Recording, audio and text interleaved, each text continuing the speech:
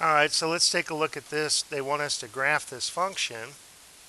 So we know that the basic sine curve has a center line at y equals, at the x-axis y equals 0. This graph has been lifted up 2 units, so its center line is here at y equals 2.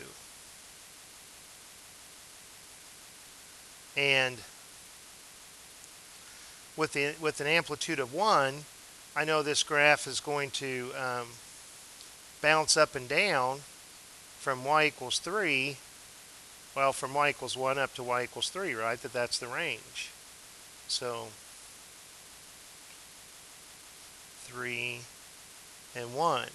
Now, normally the sine curve will go up and then come down and like this, okay? But with this negative out in front, there's a reflection across the x-axis, so I know that the shape of it is like this.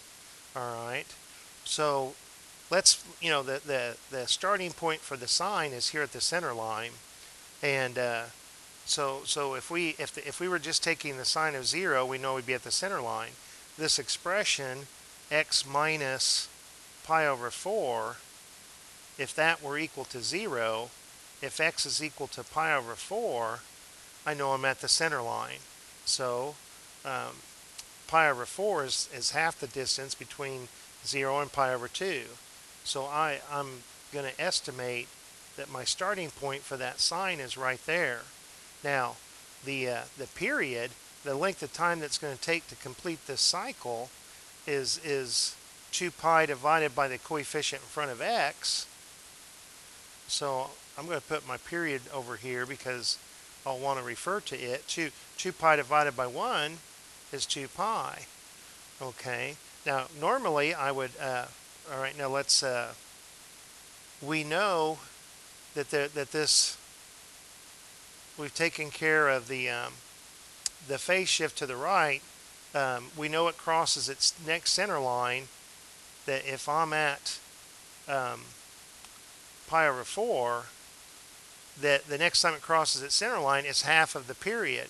If the period's 2 pi, the next time that it's going to cross the center line is pi, and pi over 4 plus pi is 5 pi over 4. Okay, so here's 1, 2, 3, 4, 5 pi over 4, and that's the next time that I'm crossing the center line. And the midpoint here, let's figure out my minimum value of 1.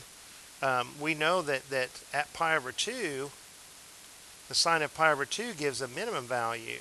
So I want to take this x minus pi over 4, and I know if that were just equal to pi over 2, then because of the reflection, I'll be at a minimum value. So let's add pi over 4 to each side, and pi over 2 plus pi over 4 is 3 pi over 4. So 1, 2, 3, right here, right in the middle where we expect it to be. And now if I add again pi over 4, I'll be at that center line, and then add a pi over 4, and I'll be up here at a max, add pi over 4, and I'll be here. So this basic first cycle of this sine curve is here, where, let's be clear with the coordinates of these points. If I call these points A, B, C, D, E, it's easy to see what the y coordinate at each point is going to be, right? Now, we said that when we set this equal to 0, that at A, that x coordinate was pi over 4, and we're jumping 1/4 of the period is pi over 2.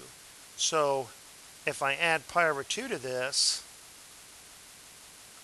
and pi over 2, let's make a denominator here with 4, let's make it 2 pi over 4. So the x coordinate B is 3 pi over 4. At C, it's 5 pi over 4. And at D, x is 7 pi over 4. At E, x is 9 pi over 4. Now let's check that the x-coordinate 9 pi over 4, that was my end of my cycle, minus the beginning of my cycle. This should be the length of the period. 9 minus 1 is 8, and 8 pi over 4 is 2 pi.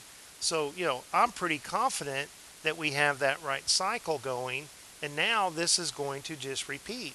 So I'm going to come down here, come up here, come here, and I've got this part that's going on forever. And here, let's see, 1, 2, 1, 2, and 1, 2, and 2, and 2. All right, so I believe I have the right spacing here of pi over 2 units apart.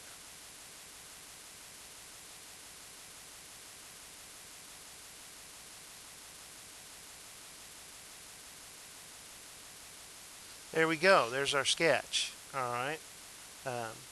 The reflection is truly the thing that I think might be the most challenging for people. Hey, I hope that helps, and I'll talk to you later.